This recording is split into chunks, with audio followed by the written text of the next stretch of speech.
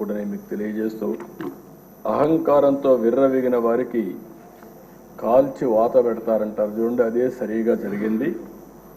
ఆ రోజు మాట్లాడినప్పుడు వై నాట్ 175 అంటే వై నాట్ 175 కాదు, నీకు ఇచ్చేది 11 అని చెప్పి 11 సీట్లతో గెలిపించారు.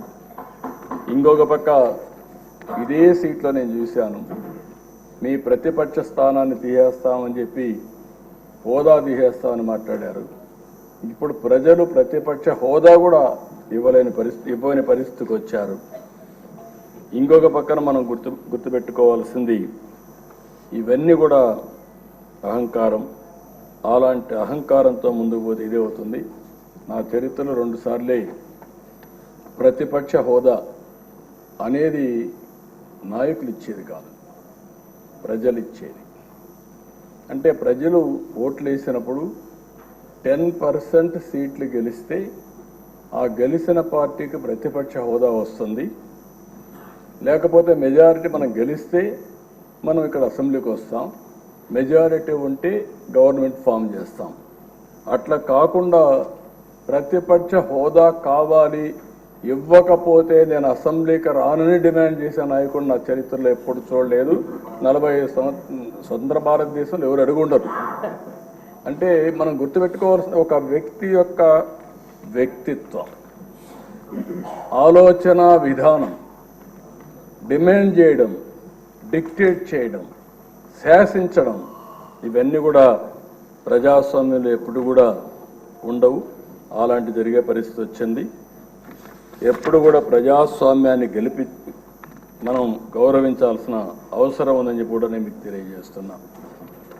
అయితే ఏదేమైనా ప్రజలు ఒక చైతన్యంతో బాధ్యతతో ఓటేసి కూటమి ప్రభుత్వాన్ని గెలిపించారు. ఇది ప్రజా ప్రభుత్వం, ప్రజలకు జవాబుదారీగా ఉండే ప్రభుత్వం. ప్రజలు మనకిచ్చింది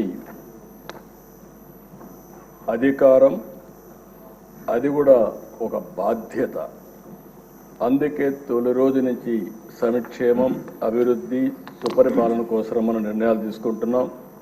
150 రోజుల్లోనే అనేక సంక్షేమ కార్యక్రమాలని, అనేక పాలసీలు తీసుకొచ్చాం. ఈరోజు రాష్ట్రంలో ఫ్రీగా నేను అనుకుంటున్నాను, 5 సంవత్సరాల్లో ఇంత స్వేచ్ఛగా అసెంబ్లీ జరిగింది 1924 ఒక్కరోజు కూడా లేదు. ఇప్పుడు ఎవరైనా సరే ప్రతిపక్షం ఉన్నా ఇదే మాదిరిగా ప్రవర్తిస్తాం. అయితే సాంప్రదాయాలు లేకుంటే మనకు వచ్చినటువంటి దీని ప్రకారం రూల్స్ రెగ్యులేషన్స్ పాటిస్తే సుజావుగా అసెంబ్లీ జరిగే అవకాశం వస్తుంది. అదే మరి ఇంకొక పక్కన మనందరి బాధ్యత, విధ్వంసమైన రాష్ట్రాన్ని మళ్ళీ నిలబెట్టడానికి మనం నిర్ణయాలు తీసుకోవాల్సిన అవసరం ఉంది. అలాంటి నిర్ణయాలకు ఈ సభ ఒక వేదిక. ఇంకొక పక్క ఒక పబ్లిక్ పాలసీ చరిత్రను మారుస్తుంది.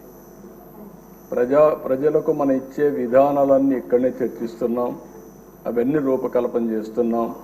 ఆ రూపకల్పన చేసి అవి అమలు చేస్తే ఒక చరిత్రని తిరగరాసే అవకాశం ఉంటుంది. ఈ యొక్క 24-29 శాసనసభ అలాంటి చరిత్ర తిరగరాయడానికి, స్వర్ణ ఆంధ్రప్రదేశ్ చరిత్రని ప్రారంభించడానికి ఈ సభ ఎంతో దోహదం చేస్తుంది. అలాంటి సభలో అధ్యక్షులుగా చింతకాయల అయ్యన్నపాత్రుడు గారు, డిప్యూటీ స్పీకర్గా మీరు ఉండడం మాకెంతో గౌరవం అని చెప్పి కూడా నేను మీకు తెలియజేసుకుంటున్నా.